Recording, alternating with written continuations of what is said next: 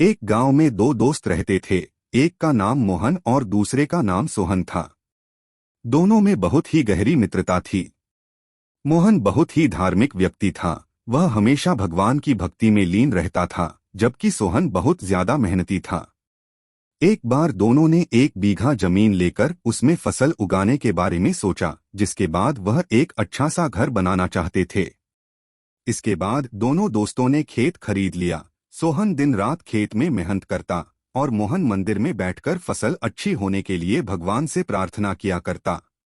इसी तरह से समय बीतता गया और कुछ दिन बाद फसल पक गई। फसल पकने के बाद उसकी कटाई करके उसे बाजार में जाकर बेच दिया। इसके बाद उन्हें अच्छा पैसा मिला। इस पर सोहन ने कहा कि इसमें से मेरा ज्यादा हिस्सा है, क्योंकि मैंने दिन रात एक करके खेत को खाद पानी देकर फसल उगाई है। लेकिन यह बात सुनकर मोहन गुस्सा हो जाता है और कहने लगता है कि धन का ज्यादा हिस्सा मुझे मिलना चाहिए, क्योंकि मैंने अपने खेत में अच्छी फसल होने के लिए भगवान से प्रार्थना की है। और जब तक भगवान की मर्जी ना हो तब तक कोई भी कुछ नहीं कर सकता है।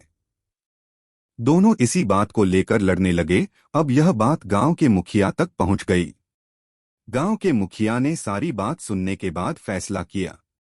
मुखिया ने दोनों दोस्तों को चावलों की एक एक बोरी दी, जिसमें चावलों में छोटे छोटे कंकड़ मिले हुए थे।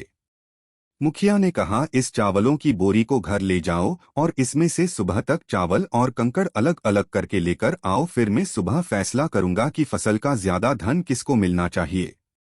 दोनों अपनी अपनी चावलों की बोरी लेकर घर चले गए। सोहन अपने चावलों की बोरी को खोलकर उसमें से कंकड़ अलग अलग करने में लग गया। मोहन अपनी चावलों की बोरी को लेकर मंदिर में चला गया और भगवान से चावलों से कंकड़ को अलग करने के लिए प्रार्थना करने लगा। बोला, हे भगवान, मेरे चावलों से कंकड़ अलग कर दो। दोनों अगली सुबह मुखिया के पास पहुंचे। सोहन ने तो पूरी रात जागकर चावलों से एक एक करके सारे कंकड़ अलग कर दिए।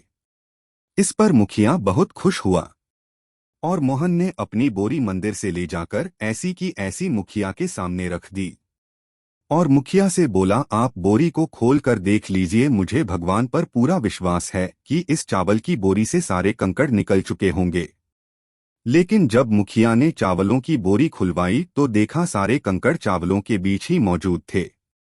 मुखिया ने मोहन को समझाते हुए कहा कि भगवान भी हमारी मदद तब ही करते जब हम अपनी तरफ से मेहनत करते हैं। यह बात समझाते हुए मुखिया ने फसल का ज्यादा धन सोहन को दे दिया। इसके बाद से मोहन भी सोहन के साथ खेत में मन लगाकर मेहनत करने लगा। इस बार इनके खेत में और भी ज्यादा अच्छी फसल हुई। यह कहानी हमें सिखाती है कि हमें भगवान के भरोसे नहीं बैठना चाहिए, क्योंकि भगवान भी हमारी सहायता तभी करते हैं जब हम अपनी तरफ से मेहनत करते हैं।